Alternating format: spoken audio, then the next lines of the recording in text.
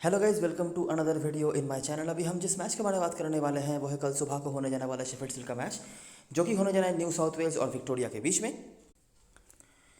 तो ये मैच होने जा रहा है सिडनी क्रिकेट ग्राउंड, जो कि न्यू साउथ वेल्स का घर है। इन दोनों टीमों के बीच में ही जो लास्ट मैच हुआ था, एक दूसरे के अगेंस्ट में ही दोनों ने खेला था। बहुत ही बुरी तरीके से हराया था वहाँ पर विक्टोरिया की टीम ने न्यू साउथ वेल्स की टीम को। लेकिन क्या है कि उस मैच में जो प्लेयर्स थे जिन्होंने डोमिनेट करा भी होगा, वो कल के मैच में खेलने वाले हैं नहीं, स्पेशली विक्टोरिया की तरफ से। थ्रू आउट द वीडियो जो नाम हमने डिस्कवर करे थे उस मैच में, जो लास्ट मैच हमने कवर भी करा था, और बहुत ही अच्छा गया था हमारे लिए। दो प्लेयर्स हमारे इंजर्ड हो गए थे, उसके बावजूद भी बहुत अच्छा गया था। तो वो प्लेयर्स अभी आपको इस मैच में देखने को नहीं मिलेंगे, क्योंकि जो ऐसे सीरीज़ होने वाला है वहाँ पे बहुत सारे प्लेयर्स जो हैं उस टीम से जुड़ चुके हैं, ऑस्ट्रेलियन नेशनल टीम से। ठीक है, तो काफ़ी ऐसे इफेक्टिव प्लेयर्स रहे होंगे जो इस फिक्चर में भी आपको दिखे होंगे या फिर लास्ट मैच में भी दिखे होंगे, वो यहाँ पे खेलने वाले हैं नहीं। तो कुछ हद तक नामों की कमी हमें यहाँ पे होने वाली है। थोड़ा सा रिस्की आप कह सकते हैं इस मैच को। ऑलरेडी मैं पहले आपको बता रहा हूँ, क्योंकि रिकॉर्ड्स आपको थोड़े बहुत कम मिलेंगे, क्योंकि जो प्लेयर्स अवेलेबल हैं वो ज़्यादा खेलते नहीं हैं। दोनों ही टीम लगभग अपने सेकेंड टीम को लेकर ही उतर रही है, और ये चीज़ काफ़ी दिनों तक ही होगा बहुत सारी टीमों के लिए। तो कुछ हद तक करंट परफॉर्मेंस और कुछ हद तक कॉमन सेंस के ऊपर डिपेंड करके ही हमें आगे चलना पड़ेगा। बाकी जितना है जो है उसको तो हम इस्तेमाल करेंगे ही। ठीक है, लास्ट जो मैच हमने कवर करा था वो हुआ था मेलबर्न में, आपको याद होगा। लेकिन इस हेड टू हेड फिक्सचर में आखिरी 4-5 मैचेस में हमें ज़्यादा मेलबर्न के मैचेस मिले नहीं थे। लेकिन इस बार हमें 90% हेड टू हेड के मैचेस मिलने वाले हैं सिडनी में। ज़रूरी नहीं इसी ग्राउंड पे हो, ऑस्ट्रेलिया के बाकी शहरों की तरह एक शहर में बहुत सारे ग्राउंड्स होते हैं, तो ज़रूरी नहीं इसी पर्टिकुलर ग्राउंड पे हो, लेकिन सिडनी के ही किसी न किसी ग्राउंड में आपको वो मैचेस होते दिख जाएंगे। ठीक है, तो थोड़ा बहुत आइडिया हम वहाँ से ले सकते हैं और देखते हैं कि जो बचे कुछ पुराने प्लेयर्स हैं उनमें से कितने प्लेयर्स का नाम हमें मिल रहा है और उनको किस तरह से हम मैनेज कर पाते हैं। बारिश के चांसेस हैं थ्रू आउट द मैच। कल थोड़ा कम हो सकता है, परसों थोड़ा ज़्यादा हो सकता है, फिर थोड़ा कम ज़्यादा ऐसा हो सकता है, लेकिन ऐसे आपको देखने को मिलेंगे। लेकिन जितना मुझे समझ में आ रहा है कि दोनों ही टीम कम से कम तो अपना एक इनिंग्स कंप्लीट कर ही लेगी, तो उसको लेकर हमें ज़्यादा टेंशन लेने की ज़रूरत नहीं है। बारिश को लेकर मैच ड्रॉ शायद हो सकता है, रिजल्ट शायद नहीं आ सकता है, लेकिन दोनों ही टीमों को शायद प्रॉपर्ली बैटिंग मिल जाएगी, तो इस हिसाब से हम नॉर्मली ही जो है टीम बना लेंगे। ठीक है, ये सब पुरानी बातें हैं। आखिरी मैच जीतने के बाद विक्टोरिया 4-0 से आगे है, एक मैच टाई हुआ है। इस ग्राउंड पे अगर बात करी जाए तो पिछले सीजन में 2 मैच खेली थी न्यू साउथ वेल्स इस ग्राउंड पे। ये पर्टिकुलर ग्राउंड नहीं भी हो सकता है, दूसरा कोई ग्राउंड भी हो सकता है, लेकिन सिडनी में दोनों ही मैच विक्टोरिया के अगेंस्ट में था। ठीक है, और उसके पहले वाले सीजन में जो 4 मैचेस वो खेले थे वहाँ पे भी एक मैच विक्टोरिया के अगेंस्ट में उन्होंने खेला था। इस सीजन में भी जो एक मैच हुआ है वहाँ पे भी विक्टोरिया के अगेंस्ट में वो खेले हैं। मतलब आखिरी कुछ सीजनों में 7 टोटल जो मैचेस खेली है न्यू साउथ वेल्स की टीम, उनमें से 4 मैचेस तो विक्टोरिया के अगेंस्ट में ही वो खेले हैं, और 4 मैचेस आपने ऊपर भी देखा है कि विक्टोरिया जीती भी है। मेरे ख्याल से एक बीच में ड्रॉ हुआ होगा, बाकी 3 शायद वो जीते हैं। ठीक है, और बाकी दूसरे टीम्स के अगेंस्ट भी था। तो हेड टू हेड के मैचेस को एनालाइज करते ही हम ग्राउंड के भी चीज़ों को बहुत सारा समझ लेंगे, तो वहाँ पे ज़्यादा हमें सोचने की ज़रूरत नहीं पड़ेगी। ये कुछ परफॉर्मर्स हैं, अगर आप चाहें तो देख सकते हैं। हम डायरेक्टली आ जाते हैं और देखते हैं कि जब ये दोनों टीमें आमने सामने होती है क्या होता है। मैं फिर से वही पुरानी बातें नहीं रिपीट कर रहा, थोड़ा मैं आपको ज़्यादा हाईलाइट करवा रहा हूँ सिडनी के मैचेस। ठीक है, मेलबर्न वाले मैचेस अगर आपको देखना है दे सकते हैं, लेकिन जहाँ पे भी आप देखेंगे विक्टोरिया का डोमिनेशन ही आपको दिख जाएगा। लेकिन बड़ी बात यह है कि जो प्लेयर्स रहे हैं, जो डोमिनेट कर रहे हैं, उनमें से बहुत सारे प्लेयर्स अवेलेबल नहीं है। जो क्रिस ट्रिवेन का नाम आपको यहाँ पर दिख रहा होगा, जो अभी न्यू साउथ वेल्स की टीम में है, आपको पता ही होगा। लास्ट जो मार्च का मैच भी हमने कवर करा था, उनका नाम आया था, हालांकि वो मैच तो हुआ नहीं था। अच्छा, सिडनी के मैचेस से स्टार्ट करते हैं ना। 2019-20 या फिर 18-19 ऐसा कुछ होगा, या 19-20 ऐसा कुछ होगा, तो वहाँ से हम स्टार्ट कर रहे हैं। देखो क्या हो रहा है। विक्टोरिया ने यहाँ पर पहले बैटिंग करा था 431। नामों को नोटिस करना है। ठीक है, हैंड्सकॉम, मैट शॉट। अच्छा, हैंड्सकॉम के बारे में मैंने आपको बताया था कि हैंड्सकॉम जो थे लास्ट मैच के पहले तक कोई फॉर्म पे नहीं थे, सही है। लेकिन ये भी मैंने आपको बताया था कि जब भी हैंड्सकॉम मेलबर्न में खेलने आते हैं आप उनको कतई अंडर एस्टिमेट नहीं कर सकते, और वही चीज़ हुआ भी। पहले इनिंग्स में थोड़ा कम रन बनाया था, दूसरे से 90 रन उन्होंने बनाए थे। हमारे कैप्टन भास्कर मटेरियल भी थे और काफ़ी हद तक खड़े भी उतरे थे। अच्छा, अभी देखेंगे हम कि मेलबर्न के बाहर जो है हैंड्सकॉम का कितना क्या चला है, नहीं चला है। ठीक है, एक नाम यहाँ पर नया आपको दिख रहा होगा, वो है Travis dean. Travis dean squad में है, वो पहले रेगुलरली खेलते थे इस टीम के होकर। बीच में मैडिसन, हैरिस, विल पुचेप्स्की के आने के बाद से उनको ज़्यादा मौके नहीं मिलते थे, लेकिन उनका नाम है और वो स्क्वाड में भी अवेलेबल है। बॉलरों में से सिर्फ कॉनवे आपको दिख जाएंगे, बाकी ना ही लियोन अवेलेबल है, ना ही हैचर अवेलेबल है, हैचर भी इंजर्ड है। अच्छा, न्यू साउथ वेल्स की बैटिंग डिसेंट रही थी। करंट स्क्वाड मेंबर्स में से चारों ही आपको दिख जाते हैं, पैटरसन, ह्यूजेस, हेनरिकेस, नेविल, सबने कंट्रीब्यूट करा था, ज़्यादा किसी का स्कोर नहीं था। ट्रिमन अभी दूसरे टीम के होकर खेलते हैं। विल पार्कर, इस नाम को थोड़ा सा गौर से देखना पड़ेगा, 3 विकेट इनके हाथ में थे। बाकी सदरलैंड, विक्टोरिया ने दूसरे इनिंग्स में अच्छी बैटिंग करी थी, और जैसे कि आपको पता ही होगा कि मैडिसन का तो मैं नाम बता बता के थक गया, तो उन्होंने रन बनाया था, और कॉनवे का 1 विकेट भी था। न्यू साउथ वेल्स यहाँ पर हार गई थी। ह्यूजेस आपको दोनों ही इनिंग्स में रन बनाते हुए दिख रहे हैं। बाकी विल पार्कर और ट्रिमन, सदरलैंड, ये कॉमन प्लेयर्स हैं, और विक्टोरिया ने जीत हासिल करा। ठीक है, कॉमन जो प्लेयर्स थे वो तो अवेलेबल नहीं है, लेकिन कुछ नाम हमने नोटिस करा है मैच नंबर 1 से। ये है 19-20 का मैच, सही है। अच्छा, लास्ट सीजन के 2 मैचेस जो मैंने आपको बताया वो हुए हैं, देखते हैं वहां पर क्या हुआ है। New South Wales 165, common player Moses Henriques. बाकी मिच पेरी आपको 3 विकेट लेते हुए दिख रहे हैं पैटरसन के साथ, सदरलैंड के विकेट। ठीक है, एक ही है लेकिन है। विक्टोरिया की तरफ से मैट शॉट, मैडिसन का नाम लेके कोई फायदा नहीं है, वो तो हर मैच पे, हर इनिंग्स पे ही लगभग है, तो उनका नाम लेके कोई फायदा नहीं है। बॉलरों में से कोपलैंड एक एक करके ही ले रहे हैं, लेकिन खाते में विकेट तो है, और यही चीज़ आपके लिए काम पे भी आएगा, क्योंकि ज़्यादा जिन प्लेयर्स के आपको विकेट्स दिख रहे होंगे वो खेलने वाले हैं नहीं। सही है, कोपलैंड यहाँ पर 1 विकेट था, लेकिन वो भी खेलेंगे नहीं, तो कोई बात नहीं है। न्यू साउथ वेल्स की बैटिंग कंसिस्टेंटली यहाँ पर खराब होती हुई जा रही है, लगातार 3 मैचेस में। ये देखिए, नोटिस करो, 310 बनाया था, सब ने कंट्रीब्यूट करा, तब जाके उसके बाद 177 पर निपट गए वो। जो बॉलर्स से उनमें से सब शायद अवेलेबल नहीं है, लेकिन ये रिकॉर्ड है। ठीक है, अभी बॉलिंग लाइनअप अगर चेंज होगी तो परफॉर्मेंस में बदलाव आ सकता है, लेकिन ये रिकॉर्ड है, मैं रिकॉर्ड बता रहा हूँ, बाकी आगे हम देखते हैं कि क्या क्या मॉडिफिकेशन हमें करने हैं रिकॉर्ड्स में। अच्छा, उसके बाद दूसरा मैच का पहला इनिंग्स फिर से बैटिंग खराब, विक्टोरिया का बैटिंग खराब हुआ था, लेकिन इतना तो था कि वो ज़्यादा रन बना पाए। उसके बाद फिर से बैटिंग खराब। उसके बाद यहाँ पर देखिए, विक्टोरिया की बैटिंग भी खराब ही रही थी, लेकिन वो फिर भी जीत गए। और जैसे मैं हमेशा ही कहता हूँ कि नेथन लियोन आप सिडनी के ग्राउंड पर कभी भी नहीं मतलब अंडर एस्टिमेट कर सकते, तो वो यहाँ पर थे भी, लेकिन कोई बात करके फ़ायदा नहीं है, क्योंकि वो अवेलेबल नहीं है। दोनों ही मैच में हम देख पा रहे हैं थोड़ा सा लो स्कोर रहा है। विक्टोरिया फिर भी एक इनिंग्स में बहुत बड़ा उन्होंने कुछ कर दिखाया था। ये जो था ये था जिसको लीड करा था मैडिसन तो नहीं है, सेब गॉच नहीं है, लेकिन बाकी Travis dean, Matt Short, hands cup हमें मिले थे। और दूसरे मैच पर पूरी तरीके से लो स्कोरिंग इनकाउंटर रहा, जहाँ पर भी विक्टोरिया ने जीता।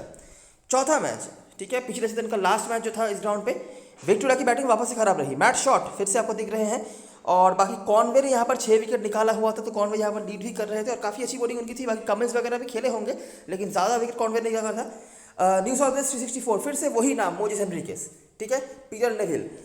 बाकी बॉलरों में से मिच पेरी, इनका भी नाम 2 बार आ चुका है, पैटरसन।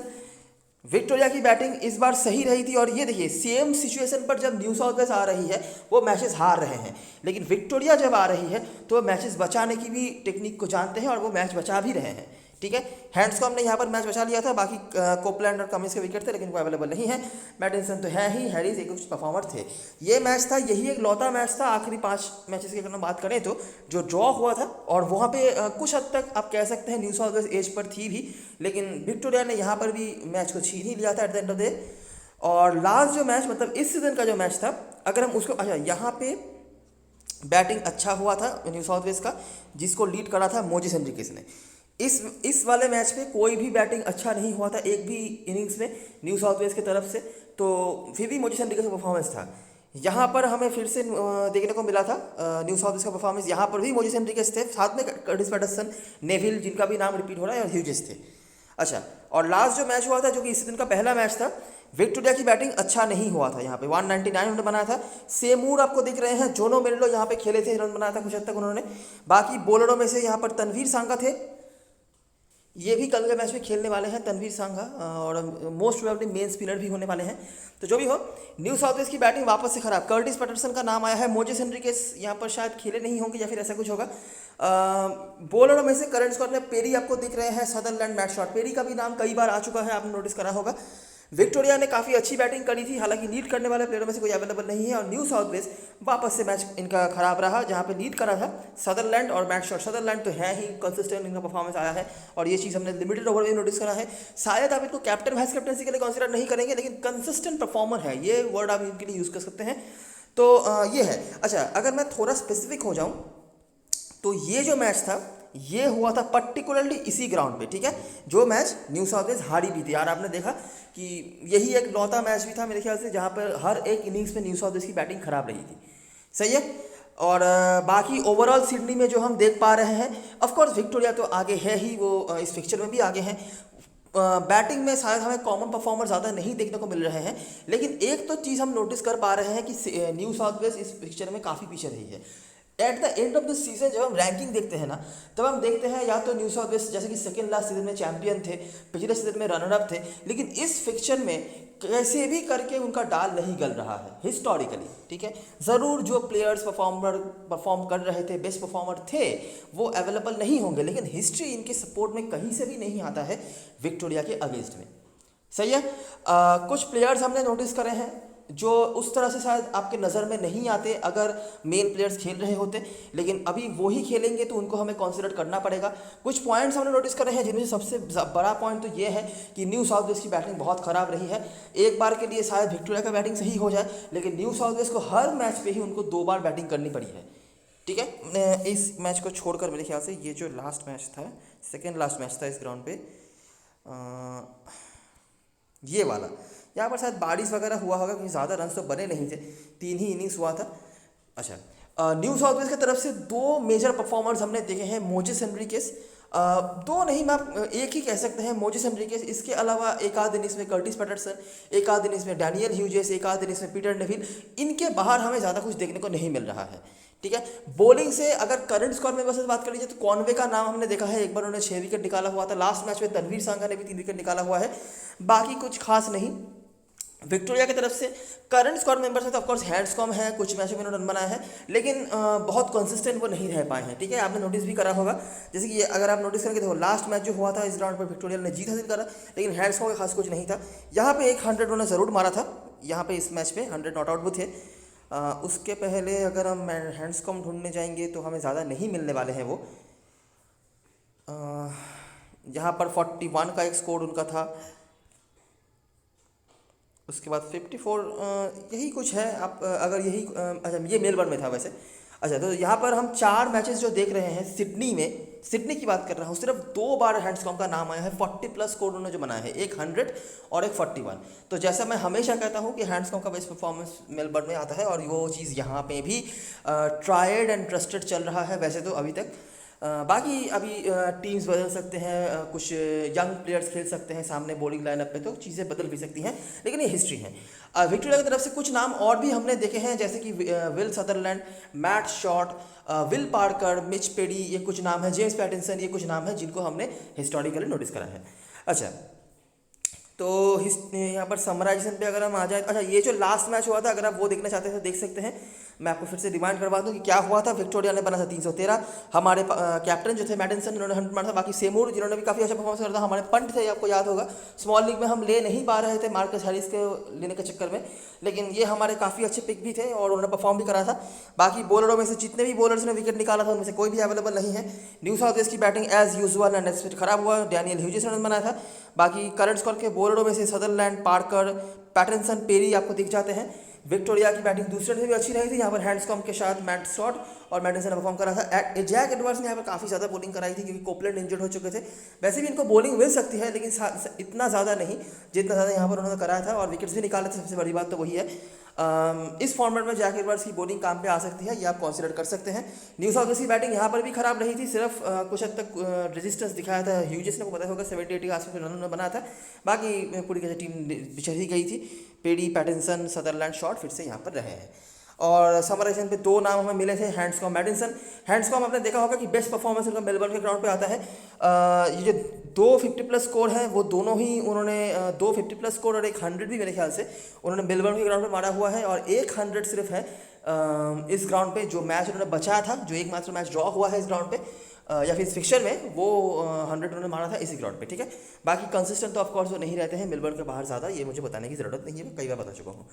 अच्छा, तो ये हेड टू हेड की बातें हैं और ज़्यादा फोकस करने का कोई फायदा नहीं है क्योंकि बहुत सारे प्लेयर्स अवेलेबल नहीं हैं। लेकिन एक फ़ायदा जो हमें हुआ है कि 4 मैचेस हमने हेड टू हेड के देखे हैं और रिसेंट समय में पिछले 2-3 सालों के भीतर या 2-3 सीजनों के भीतर न्यू साउथ वेल्स से ज़्यादा से ज़्यादा मैच क्योंकि विक्टोरिया के अगेंस्ट में ही खेला है, तो उन 4 मैचेस को देखने से ही आपका जो ग्राउंड के बारे में आइडिया है वो भी आ गया होगा। ठीक है, एक चीज़ हमने नोटिस करी होगी कि इस सिडनी के ग्राउंड पे ना स्पिनर्स कहीं ना कहीं से आ जाते हैं अगर आपके पास सही मायने के स्पिनर हो। जैसे कि आपने रीसेंट मैच में ही तनवीर सांगा देखा होगा, पास्ट में अगर आप देखेंगे तो ऑफकोर्स न्यू साउथ वेल्स क्योंकि खेलती ज़्यादा यहाँ पे, तो नेथन लयन पे देखे होंगे, स्टीव ओकीफ जो खेलते थे उनकी परफॉर्मेंस रहे हैं, तनवीर सांगा भी मतलब तनवीर सांगा भी खेलने, जेसन सांगा जो पहले से खेलते थे उनकी भी बॉलिंग यहाँ पे काम पे आ जाती थी। ये सब चीज़ हमें देखने को मिलता है। तो अगर हम डिटेल में आ जाए तो देखते हैं कि इस ग्राउंड पे मैचेस कैसे कैसे होते हैं। मैं विक्टोरिया के मैचेस के अलावा बाकी मैचेस पे फोकस करवाता हूँ। अगर आपको विक्टोरिया के मैचेस भी देखने हैं जो इस ग्राउंड पे हुए हैं, पर्टिकुलरली ज़रूरी नहीं इसकी ही ग्राउंड पे हो, दूसरे किसी ग्राउंड पे भी हो सकता है, लेकिन अगर आपको वो देखने हैं तो आप वीडियो को बैक करके पॉज करके देख सकते हैं। अच्छा, मैंने आपको ऊपर हेड टू हेड बताया कि पर्टिकुलरली कौन सा मैच इसी ग्राउंड पे हुआ था जो मैच विक्टोरिया ने हराया था बहुत ही बुरी तरीके से न्यू साउथ वेल्स को, जहाँ पर दोनों ही इनिंग्स में उनकी बैटिंग बुरी रही थी। हेड टू हेड में तो वो हो गया। ग्राउंड पे 2 मैचेस हैं जो पर्टिकुलरली इसी ग्राउंड पे हुए हैं। ठीक है, ग्राउंड की इन्फॉर्मेशन में जो आपको मिलेगा, एक है तास्मानिया का अगेंस्ट में मैच जो मतलब पहले 2 मैचेस जो आपको देखने को मिलेंगे वो हुए हैं इसी पर्टिकुलर ग्राउंड पे। तो देखने की कोशिश करते हैं कि क्या क्या सिमिलरिटी हमें देखने को मिल रहे हैं। चलो जी, 442 न्यू साउथ वेल्स ने बनाया था पहले बैटिंग करते, 2018 का मैच है, लगभग 3 साल पुराना। जी हाँ, ह्यूजेस, पैटरसन, जेसन सांगा, ये जो पुराने मैचेस में आपको सांगा दिख रहे हैं, जेसन सांगा है, जैक एडवर्ड्स। ठीक है, पेसर्स का अपर हैंड था, स्पिनर्स का ही एक विकेट था। तास्मानिया यहाँ पर 115 रन बनाया था और डिक्लेयर देते थे, पता नहीं क्यों। कोपलैंड के परफॉर्मेंसेस थे, बाकी यहाँ पर तास्मानिया को 350 का टारगेट मिला था और मैच यहाँ पर हो गया था ड्रॉ। कुछ बताने के लिए नहीं है, सिर्फ बैट्समैनों में से ह्यूजेस, पैटरसन, सांगा और जैक एडवर्ड्स आपको दिख सकते हैं। और दूसरा मैच जो हुआ था जो भी इसी ग्राउंड पे हुआ था, साउथ ऑस्ट्रेलिया के अगेंस्ट में यहाँ पर मैच हुआ था। देखो न्यू साउथ वेल्स की बैटिंग किस लेवल पे चल रही है। ठीक है, मतलब जब दूसरे टीम्स के अगेंस्ट वो खेल रहे हैं, एक में दोनों ही मैच में डिक्लेयर दे रहे हैं, 400-500 रन बना रहे हैं। हालांकि यहाँ पर भी उनकी बॉलिंग अच्छी नहीं रही थी, जहाँ पर तनवीर सांगा की बॉलिंग काम पे आई थी। बाकी परफॉर्मर्स में से आपको ह्यूजेस दिखते हैं, पैटरसन दिखते हैं, हेनरिक्स दिखते हैं और पीटर नेविल ने भी 20 रन बना के रखा हुआ है। ये 3 नाम काफ़ी कॉमन है। मोजेस हेनरिक्स, डैनियल ह्यूजेस तो होंगे ही, और मुझे लगता है 60-70% जनता कल के मैच में पैटरसन को भी लेके आएंगे और हमारे पास लॉजिक भी आ गया है कि हम अपने स्मॉल लीग में इन तीनों को ही लेके चलें। स्पिनर्स यहाँ पर काम पे आए थे लेकिन काफ़ी रन तब तक बन चुका था। फिर से यहाँ पर मैच हो गया ड्रॉ। ठीक है, साउथ ऑस्ट्रेलिया को 239 पर 6, किसी विकेट्स देखिए कोई फायदा है नहीं। और ये जो मैच था वेस्टर्न ऑस्ट्रेलिया का अगेंस्ट में मैच हुआ था, यहाँ पे भी न्यू साउथ वेल्स की बैटिंग देखी किस लेवल पे हो रही है, लेकिन जैसे ही वो विक्टोरिया के सामने आ जाते हैं न जाने उनका क्या हो जाता है। ठीक है, देयर इज ए रीजन कि न्यू साउथ वेल्स इस फॉर्मेट में बहुत ही डोमिनेटिंग टीम होती है, लेकिन सिर्फ विक्टोरिया के अगेंस्ट में उनका डाल नहीं गलता है। अच्छा, बॉलरों में से आपको कॉनवे दिख जाते हैं फिर से 477, पैटरसन, नेविल, जेसन सांगा, साथ में डैनियल ह्यूजेस, इनके परफॉर्मेंसेस हैं। स्पिनर्स का विकेट है लेकिन कोई फायदा नहीं। देखिए सांगा की बॉलिंग भी यहाँ पर काम पे आई थी और इनिंग्स और 51 रन से न्यू साउथ वेल्स जीत रही है। यही अगर हम हेड टू हेड में आ जाए तो सेम चीज़ उनके साथ हो जाता है, वो इनिंग्स या एक इनिंग्स बैटिंग करके या 2 इनिंग्स बैटिंग करके वो हार जाते हैं।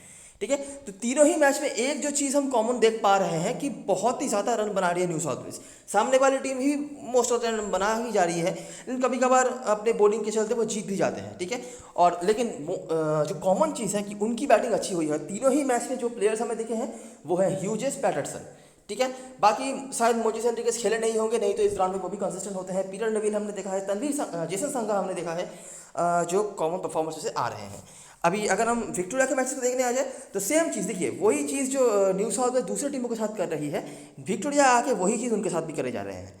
ठीक है, और मैचेस को वो हार भी रहे हैं, जाहिर सी बात है, तो वो आप देख सकते हैं, मैंने ऊपर डिस्कस करके रखा हुआ है, तो ज़्यादा बातें यहाँ पे हम नहीं करेंगे, हम डायरेक्टली आ जाते हैं। और ये जो इस सीज़न का मैच था वो भी मैंने आपको ऊपर दिखाई दिया है, तो डायरेक्टली आ जाते हैं और प्ले ग्राउंड की बातें कर लेते हैं। ठीक है, ग्राउंड के बारे में क्या क्या चीज़ें हैं, क्या होता है अगेंस्ट विक्टोरिया और क्या होता है बाकी टीम्स के अगेंस्ट में, एक डिफरेंशिएशन हम देख पा रहे हैं, लेकिन हमारे लिए फोकस में वही चीज़ रहेगा जो विक्टोरिया के अगेंस्ट में हुआ है। एक चीज़ याद रखना कि जिन प्लेयर्स के अगेंस्ट में ये रिकॉर्ड्स बने हैं, जो हिस्ट्री बना है, उनमें से बहुत सारे प्लेयर्स अवेलेबल नहीं हैं, चीज़ें चेंज भी हो सकती हैं, लेकिन जितना है जो है उनको तो हम कंसीडर कर ही सकते हैं। अच्छा, अभी बात करते हैं प्लेइंग 11 के बारे में और देखते हैं क्या क्या मेजर चेंजेस होने वाला है। जेम्स सेमूर या सेमूर जो भी इनका नाम है, ये तो ओपनिंग करेंगे ही, बाकी उनके साथ आ सकते हैं ट्रेविस डीन, ये भी ओपनर ही हैं, सैम हार्पर को नंबर 3 पे भेजा जा सकता है या फिर नंबर 4 पे आ सकता है, मतलब 3-4 हार्पर और हैंड्सकॉम आपके लिए कंप्लीट करेंगे। उसके बाद मैट शॉट है, जोनो मेल्लो अभी तक तो इस लेवल पर उन्होंने खास कुछ करा नहीं है, अभी देखना पड़ेगा हम इनको अपने टीम में किस तरह से मैनेज कर पाते हैं। कुछ रन उन्होंने बनाए हुए हैं, बाकी बॉलिंग कितनी मिलेगी यहाँ पर मैं थोड़ा सा डाउटफुल तो हूँ ही, मिल भी सकती है ज़्यादा, देखना पड़ेगा। उसके बाद Will Sutherland, James Pattinson, Mitch Perry, Will Parker और यहाँ पर बॉडी क्राउच, जावियर क्रोन में से कोई एक, ये दोनों ही यंग हैं और दोनों ही से जो भी खेलेंगे अपना मेरे ख्याल से डेब्यू करेंगे शायद इस फॉर्मेट में। तो जो भी हो तो हमारे टीम में जो प्लेयर्स ऑलरेडी आ चुके हैं, हैंड्सकॉम कीपर सेक्शन में आपके पास कोई बेटर ऑप्शन नहीं है, ठीक है, नहीं तो अगर हमारे पास ऑप्शन होता तो शायद हम सोच लेते, ठीक है, ये पॉइंट ध्यान में रखना। हैंड्सकॉम के रिकॉर्ड्स उतने अच्छे नहीं हैं, लेकिन आगे मैं कुछ और चीज़ें बताऊंगा जिसके बाद शायद आप हैंड्सकॉम को छोड़ना नहीं चाहेंगे। Matt Short, Will Sutherland, Patterson, इन दोनों में से एक को तो हम रखेंगे ही। विल पार्कर मैं ज़्यादा प्रायोरिटी दूंगा क्योंकि ये सिडनी का ग्राउंड है, यहाँ पर स्पिनर्स चलते ही हैं, तो क्यों नहीं। और मिच पेरी और पैटिंसन में से अगर आप एक को रखना चाहते हैं रख सकते हैं, ऑफकोर्स आप पैटिंसन को ही रखेंगे, मिच पेरी को नहीं रखेंगे, लेकिन पैटिंसन का भी वही है कि बेस्ट परफॉर्मेंस उनका सिडनी के बाहर आया है, बाकी ये बैटिंग बहुत अच्छी कर लेते हैं, एक्सपीरियंस ज़्यादा है, तो हम इनको ही ज़्यादा कॉन्सिडरेशन देंगे। तो स्मॉल लीग में 1 2 3 समझ लीजिए 4 5, ठीक है, इन पाँचों को। और सेमूर को हम रख सकते हैं क्योंकि इस फॉर्मेट में अच्छा करके आए हैं, डोमेस्टिक में लास्ट मैच में रन भी बनाया है और अभी तो सामने वाली टीम की बॉलिंग और भी ख़राब होने वाली है, ठीक है। तो मतलब थोड़ा बहुत एक्सपीरियंस आप कहेंगे विक्टोरिया की टीम में जो है, जैसे कि सदरलैंड है, पैटरसन है और उसके बाद मैट शॉट को भी आप कंसिडर कर सकते हैं, मिच पेरी जो कि काफ़ी दिनों से खेल रहे हैं, थोड़ा बहुत एक्सपीरियंस जो विक्टोरिया की बॉलिंग पे है वो भी एक्सपीरियंस आपको अभी नहीं देखने को मिलने वाला है न्यू साउथ वेल्स की बॉलिंग पे। एक प्लेयर होंगे हालांकि जिनके बारे में हम बातें करेंगे भी, उनके अलावा नहीं। और सेमूर परसेंटेज प्लेयर भी है फिलहाल के लिए, बैटिंग सेक्शन में होंगे, मुझे नहीं लगता दिक्कत होना चाहिए, तो आप ले सकते हैं। तो ये कुछ 6 प्लेयर्स हैं जिनमें से हम कोशिश करेंगे लेने की सबको, या फिर 5 को मिनिमम लेने की कोशिश करेंगे। देखते हैं आगे न्यू साउथ वेल्स की तरफ से हमें क्या देखने को मिल रहा है। तो डैनियल ह्यूजेस, गिल्स, पैटरसन, ये 3 आपके लिए कॉन्सिस्टेंट रहेंगे, वो जो लास्ट में भी खेले थे। पैटरसन के फॉर्म को लेकर बहुत सारा डाउट है, पिछले सीजन से ही ये किसी भी फॉर्म पर नहीं नज़र आ रहे हैं, लेकिन अभी चीज़ें बदल सकती हैं क्योंकि बहुत सारे इंपॉर्टेंट प्लेयर्स बॉलर स्पेशली नहीं खेलने वाले हैं विक्टोरिया की टीम में। सिर्फ एक पैटिंसन है जिनको आप थोड़ा बहुत कह सकते हैं एक्सपीरियंस्ड बॉलर है, बाकी सारे ही नए प्लेयर्स खेलने वाले हैं। इसके अलावा मोजेस हेनरिकेस हैं, Jason Sangha, Jack Edwards, Peter Nevill, Tremain, Tanveer Sangha, Conway और अर्जुन नायर और हैरी हेडन केर, ये इनमें से कोई एक खेलेंगे। इनमें से जो प्लेयर्स हमारी टीम में ऑलरेडी आ चुके होंगे, Daniel Hughes, Moses Henriques, Peter Neville को भी हम कंसीडर कर ही लेंगे, ठीक है, कोई ज़्यादा दिक्कत वाली बात यहाँ पे नहीं है। बॉलरों में से हैरी कॉनवे ज़्यादा प्रायोरिटी रखेंगे हमारे लिए क्योंकि ये मेन बॉलर अभी होने वाले हैं मेरे ख्याल से। उसके बाद क्रिस ट्रेमेन अपने पुराने टीम के अगेंस्ट में खेलने आने वाले हैं, ठीक है, और बीच बीच में आपने हेड टू हेड में इनके भी परफॉर्मेंस देखे होंगे। कॉनवे या ट्रीवन में से आप किसी एक को ले सकते हैं, लेकिन कॉनवे क्योंकि इस कंडीशन में ज़्यादा खेले हैं और उनको टीम के सिस्टम के बारे में ज़्यादा पता होगा, तो इसीलिए मैं कॉनवे को ज़्यादा प्रायोरिटी दूंगा। तनवीर संघा हमारे लिए बहुत इंपॉर्टेंट प्लेयर होने वाले हैं, ठीक है, ये टीम के मेन स्पिनर होंगे, ज़्यादा से ज़्यादा ओवर इनको मिलने वाली है, ये आप पकड़ कर चल सकते हैं। तो बॉलरों में से इन जो 3 का नाम मैंने बताया, ट्रेवन, संघा, कॉनवे, इनमें से 1-2 प्लेयर्स तो आपकी टीम में होने ही चाहिए। और यहाँ से जेसन संघा और जैक एडवर्ड्स में से कोई एक, जेसन संघा की भी बॉलिंग यहाँ पे काम पे आ सकती है और जैक एडवर्ड्स परसेंटेज प्लेयर हैं, ठीक है। मैं आपको इतना कह सकता हूँ कि जैक एडवर्ड्स शायद अभी भी बॉलिंग कराएंगे, लेकिन उतना ज़्यादा नहीं जितना ज़्यादा उन्होंने लास्ट में से कराया था।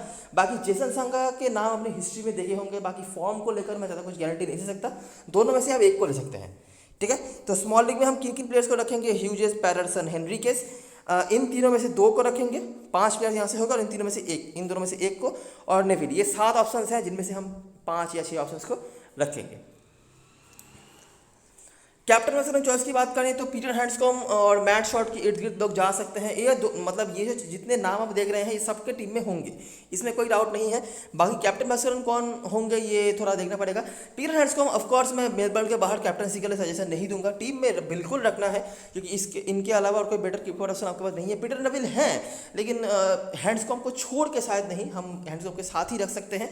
उसमें मैट शॉट और सदरलैंड कंसिस्टेंट परफॉर्मर रहे हैं, लेकिन कैप्टनसी मटेरियल नहीं। पैटिंसन उसके बाद सेमूर यहाँ पर है, जिन्होंने भी लास्ट में जो अच्छा परफॉर्मेंस करा हुआ था। अभी तो चांसेस उनके पास और भी ज़्यादा हो सकते हैं।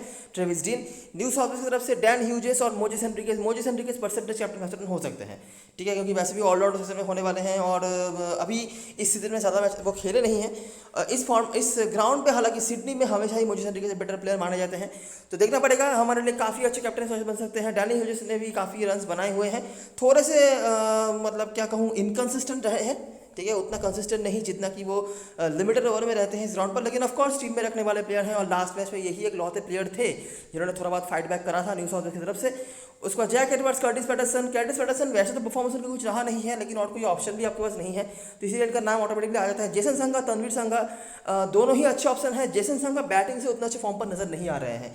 जब नए नवेले आए थे तो बहुत ही बढ़िया कर रहे थे वो यंग प्लेयर के तौर पे, बॉलिंग पे भी काम पे आते थे। अभी इनका उतना अच्छा फॉर्म दिख नहीं रहा है बैटिंग से, और बॉलिंग भी मुझे लगता है ज़्यादा इनको मिलेगी नहीं। हालांकि सेकंड चॉइस स्पिनर के तौर पे शायद इनको टीम कंसीडर कर भी सकती है। तनवीर संगा मेन स्पिनर होने वाले हैं और इस ग्राउंड पे आप स्पिनर्स को अंडर एस्टिमेट बिल्कुल नहीं करना चाहेंगे। और उसके बाद पीटर नेविल, कुछ रन्स उन्होंने बीच में बना के रखे हैं, ठीक है। अगर आप बड़ी लीग खेल रहे हो, अगर आपको दोनों में से एक को लेकर चलना है, हैंड्सकॉम्ब और नेविल में से, कुछ टीमों में आप नेविल के साथ भी जा सकते हो, क्योंकि हैंड्सकॉम्ब के बारे में एक नेगेटिव चीज़ जो है मैंने आपको बताया है, जो आपने नोटिस भी करा है, कि इस ग्राउंड पे उतना बढ़िया रिकॉर्ड इनका नहीं है इस ग्राउंड के बाहर जितना बढ़िया इनका रहा है, ठीक है। तो मैंने इस तरह का एक स्ट्रक्चर अभी तक बना के रखा है। यहाँ पर मैं कुछ पॉइंट्स आपको समझाता हूँ, ठीक है। देखो, भले ही काफ़ी सारे मेन जो बॉलर्स हैं या मेन प्लेयर्स जो हैं वो नहीं खेलने वाले हैं विक्टोरिया की तरफ से, लेकिन थोड़ा बहुत जो एक्सपीरियंस है, अगर आप एक्सपीरियंस के मामले में बात करेंगे तो वो विक्टोरिया के पास ज़्यादा है बॉलिंग पे, क्योंकि इनके पास पैटिंसन है जो खुद ही बहुत सारा एक्सपीरियंस ब्रिंग कर रहे हैं। दोनों टीम्स मिलाकर सबसे ज़्यादा एक्सपीरियंस बॉलरों में से इन्हीं के पास है। उसके बाद सदरलैंड भी हैं जिनके भी बहुत अच्छे रिकॉर्ड्स हैं, और मैट शॉट में भी मैं कंसीडर कर रहा हूँ कि थोड़ा बहुत इनका भी काम आ जाएगा, क्योंकि सिडनी का ग्राउंड है और विल पार्कर को मैंने रखा है। एक्सपीरियंस थोड़ा बहुत कम ही होगा इनका, तो इनके साथ ये मैट शॉट का जो कॉम्बिनेशन है, ऑफ स्पिनर लेग स्पिनर, अच्छा कॉम्बिनेशन बन सकता है। तो थोड़ा ज़्यादा एक्सपीरियंस बॉलिंग पे इनके पास है। अच्छा, इसीलिए मैंने यहाँ पे कंसीडर करा है कि न्यू साउथ वेल्स को फिर से यहाँ पे 2 बार बैटिंग करनी पड़ेगी, जैसा कि हमने हिस्ट्री में भी देखा है। सही है। अभी अगर हम बात करें विक्टोरिया की तरफ से, तो विक्टोरिया की तरफ से मैंने ज़्यादा बैट्समैन लिए नहीं है, मैंने सिर्फ सेमूर को रखा है। इसके अलावा आपके पास क्या ऑप्शन है? आपके पास ऑप्शन है बैटिंग सेक्शन में, अगर मैं बताऊं तो आपके पास ऑप्शन आएगा ट्रेविस डीन का, ठीक है, और जेसन संगा, ये दोनों ऑप्शंस हैं। इसके अलावा नहीं, ज़्यादा कोई ऑप्शन नहीं है। ट्रेविस डीन आप कंसिडर कर सकते हैं। अगर आपको ट्रेविस डीन लेना है, आपको लेना पड़ेगा पैटरसन के जगह पर। ह्यूजेस को ड्रॉप करने का कोई मतलब बनता नहीं है। अच्छा करे हैं और परसेंटेज कैप्टन वाइस कैप्टन भी बन सकते हैं वो, तो इसीलिए, ठीक है। पैटरसन के फॉर्म को लेकर बहुत सारे डाउटफुलनेस हैं, तो इसीलिए मैं कह रहा हूँ कि पैटरसन के जगह पर अगर आपको देखना है, आप ट्रेविस डीन के साथ जा सकते हैं। मैंने यहाँ पर पीटर नेविल को भी ले लिया है हैंड्सकॉम्ब के जगह पर, क्योंकि मेरे पास पॉइंट है। बाकी देखिए, हार्पर, गिल्स, इनको तो आप कहीं से ही मैनेज करने वाले हो नहीं। पीटर नेविल आप एक चांस ले सकते हो, ठीक है। अगर समझ लीजिए जैसा हम सोच रहे हैं इस टीम में कि 2 बार बॉलिंग करेगी न्यू साउथ, 2 बार बैटिंग करेगी न्यू साउथ वेल्स की टीम, तो पीटर नेविल को 2 बार बैटिंग भी मिल जानी है, बाकी कीपिंग के पॉइंट्स जो देंगे वो देंगे। और मेजर बैट्समैन लोग किसको लेंगे? नहीं, विक्टोरिया की तरफ से हैंड्सकॉम्ब को लेंगे और सेमूर को लेंगे। उनमें से हैंड्सकॉम्ब के लिए हमने नेगेटिव चीज़ ढूंढ ली है और सेमूर को हम ले रहे हैं। बाकी मैट शॉट तो है ही जो हमें बैटिंग क्वेश्चन दे देंगे, सदरलैंड है। इसके अलावा जो बैटिंग ऑप्शन हैं, ट्रेविस डीन मैंने आपको बता दिया है, आप इनके जगह पर ले सकते हैं। सैम हार्पर आप ले नहीं पाएंगे, तो और कोई ज़्यादा ऑप्शन नहीं है बैटिंग में, ठीक है। ऑलराउंडर सेशन में बात करते हैं। ऑलराउंडर सेशन में मैंने जैक एडवर्ड्स को लिया है पीयर प्रेशर में आके, मुझे बहुत ज़्यादा ज़रूरत था इनका, ऐसा कोई बात नहीं है। बॉलिंग करेंगे लेकिन शायद उतना नहीं जितना उन्होंने लास्ट में करा है, और परसेंटेज प्लेयर हैं तो ले सकते हैं हम, ठीक है। अगर आपको नहीं लेना, देखिए 3 ऑलराउंडर जो है सदरलैंड, शॉट, हेनरिकेस मस्टली आपके टीम में होना चाहिए, ठीक है, कोई डाउट ही नहीं है इस बारे में। चौथा ऑलराउंडर अगर आपको देखना है, आपके पास 2 ऑप्शंस हैं जो मैंने बताया था, जैक एडवर्ड्स सेफ होंगे और हैरी कॉनवे। मैंने यहाँ पर बॉलिंग पे भी ज़्यादा ऑप्शंस नहीं रखे हैं, सिर्फ तनवीर सांगा को रखा है। हैरी कॉनवे बहुत ही डिसेंट ऑप्शन बन सकते हैं। मैं नहीं कह रहा कि फिर से 6 विकेट लेंगे, लेकिन कंसिस्टेंट विकेट तो वो ले रहे हैं, और थोड़ा बहुत एक्सपीरियंस जो है बॉलिंग पे वो हैरी कॉनवे के पास है। ट्रिमन का ऑप्शन यहाँ पर है, लेकिन क्योंकि मैंने यहाँ पर 3 बॉलर रखा है, मैं तनवीर सांगा को ड्रॉप नहीं करना चाहूँगा, क्योंकि एक तो एक यंग प्लेयर है, ठीक है। तो थोड़ा एक्सपीरियंस इनका कम ही हो सकता है बाकी ओपोनेंट की टीमों को इनके बारे में खेलने लायक, और क्योंकि ये स्पिनर हैं तो यहाँ पे अंडर एस्टिमेट हम नहीं करना चाहेंगे, ठीक है। बिल्कुल ऑप्शन है आपके पास कि आप तनवीर सांगा को ड्रॉप करिए। तनवीर सांगा को अगर आप ड्रॉप करते हैं तो आपके पास मेजर जो ऑप्शंस आएंगे वो होंगे क्रिस ट्रिमेन का, ठीक है, और होंगे यहाँ पे मिच पेरी। ये दोनों डिसेंट ऑप्शंस होंगे, आप इन दोनों में से भी एक को ले सकते हैं। ऑलरेडी हमने 2 बॉलर रखा है, तीसरे मैंने रखा नहीं था, लेकिन अगर आप चाहें बिल्कुल रख सकते हैं। अगर आप ऐसा कॉम्बिनेशन बनाते हैं उसके बाद जैक एडवर्ड्स और उसके बाद अगर हम यहाँ पर पीटर नेविल ले लें, तो ऐसा अगर आप कॉम्बिनेशन बनाते हैं तो वो भी बहुत बुरा नहीं लग रहा है। आप नोटिस कर सकते हैं 3 बैट्समैन हमने ले लिए हैं, एक बॉलिंग ऑलराउंडर, बाकी सारे मेजर बॉलिंग ऑप्शंस हमने रख रखे हैं। इस टीम का पॉइंट एक ही है कि न्यू साउथ वेल्स को 2 इनिंग्स बैटिंग करनी है और विक्टोरिया को मेजरली 1 इनिंग्स और दूसरे इनिंग्स में थोड़ा सा वो बैटिंग करे। अगर ऐसा होता है तो ये टीम भी काम पे आ सकती है। चेंजेस ऑप्शंस क्या क्या है, देखिए पैटर्नसन को लोग छोड़ेंगे नहीं, ये दोनों ऑप्शंस के साथ लोग कुछ छेड़खानी कर सकते हैं। इन दोनों के जगह पर मैं जिनको इनिशिएट ले रहा था वो थे तनवीर सांगा और क्रिस ट्रिमेन एक्सपीरियंस के मामले में। जैक एडवर्ड्स मुझे बहुत ज़्यादा भरोसा हो रहा है, ऐसी बात नहीं है, लेकिन पीयर प्रेशर है तो लेना पड़ेगा। बाकी अगर आप नहीं लेना चाहते जैक एडवर्ड्स को, एक्स्ट्रा बॉलर ऑप्शन होंगे हैरी कॉनवे, आप उनको ले सकते हैं। ट्रेविस ग्रीन के जगह पर कर्टिस पैटरसन बेटर ऑप्शन हो सकते हैं, क्योंकि बड़े प्लेयर हैं और ऑस्ट्रेलियन एक्सपीरियंस इनके पास है। परसेंटेज प्लेयर भी यही होने वाले हैं मुझे जितना समझ में आ रहा है अभी के लिए, और दोनों इनिंग्स हाई चांस है कि दोनों इनिंग्स में बैटिंग मिल जाए, ठीक है। तो बस यही 3-4 चेंजेस हैं जिनके साथ आप जा सकते हैं। कैप्टन मैसेज चॉइस की बात करें तो अनडाउटेडली मुझे लगता है कि मोजिस हेनरिक्स बेटर ऑप्शन हो सकते हैं। एक तो देखिए काफ़ी दिनों के बाद वो खेल रहे हैं तो एक फ्रेश मूड भी वो रहेंगे, ठीक है। सिडनी के ग्राउंड पे हमेशा इनके रिकॉर्ड्स अच्छे रहते हैं, ज़्यादा वो खेले नहीं होंगे रिसेंट समय में, इसीलिए आप लोगों का नाम शायद नहीं दिखा होगा, लेकिन आगे जब हम सीज़न कवर करेंगे आपको समझ में आएगा कि इस ग्राउंड पे हमेशा इनके रिकॉर्ड्स अच्छे होते हैं और हाई चांस है कि इनको 2 इनिंग्स बैटिंग मिल जाए, ठीक है। और हिस्ट्री में भी जो थोड़ा बहुत न्यू साउथ वेल्स का बैटिंग अच्छा हुआ है वो इनके ही बदौलत हुआ है, तो इसीलिए न्यू साउथ वेल्स की तरफ से बेस्ट ऑप्शन है। इसके अलावा अगर कुछ देखना चाहते हैं तो आपके पास क्या क्या ऑप्शंस होंगे, आपके पास ह्यूजेस का ऑप्शन होंगे, मैट शॉट का ऑप्शन होगा क्योंकि इनकी बॉलिंग काम पे आ सकती है और कुछ रन इन्होंने ही बना के रखा है। बाकी क्रिस्टल क्लियर कुछ ज़्यादा ऑप्शंस तो नहीं है। हैंड्सकॉम को लोग कैप्टन हसन बना सकते हैं, लेकिन मैं कतई सजेशन नहीं दूंगा कि आप हैंड्सकॉम कैप्टन हसन बनाएं। टीम में रख लो बड़ी बात है, लेकिन कैप्टन हसन मत बनाओ, ठीक है। तो हेनरिक्स कैप्टन, मैट शॉट को वाइस कैप्टन, या फिर यहाँ से किसी एक बॉलर को पैटिंसन वगैरह को भी आप वाइस कैप्टन बना सकते हो, क्योंकि 2 इनिंग्स मुझे लगता है पर्टिकुलरली इनको बॉलिंग मिलने वाली है इसीलिए, ठीक है। तो ये रही सारी चीज़ें और सारी एनालिसिस। वीडियो अगर पसंद आया हो तो लाइक ज़रूर करना, सब्सक्राइब करना चैनल को। थोड़ा सा रिस्की मैच इसलिए है कि क्रिस्टल क्लियर जिनको हम रिकॉर्ड्स हम देख रहे थे जिन प्लेयर्स के, लास्ट मैच में आपने देखा होगा Madison crystal clear captain choice बन रहे थे हमारे लिए, उन्होंने परफॉर्म भी करा, तो ऐसा कुछ हमें यहाँ पर दिख नहीं रहा है, ठीक है। थोड़ा बहुत कॉमन सेंस, थोड़ा बहुत ऑब्जर्वेशन और थोड़ा बहुत गिने चुने जो परफॉर्मर्स आए हैं उनके ही ऊपर बेस करके हमें यहाँ पर चलना पड़ रहा है और हम होप ही कर सकते हैं कि चीज़ें सही जाएँ, ठीक है। तो ये रही सारी चीज़ें। वीडियो पसंद आया हो तो लाइक करके जाना और टेलीग्राम चैनल पे जरूर ज्वाइन हो जाना, क्योंकि लास्ट में पे सारी अपडेट्स वगैरह वहीं पे आने वाली हैं। तब तक के लिए best of luck for this match and good bye for now.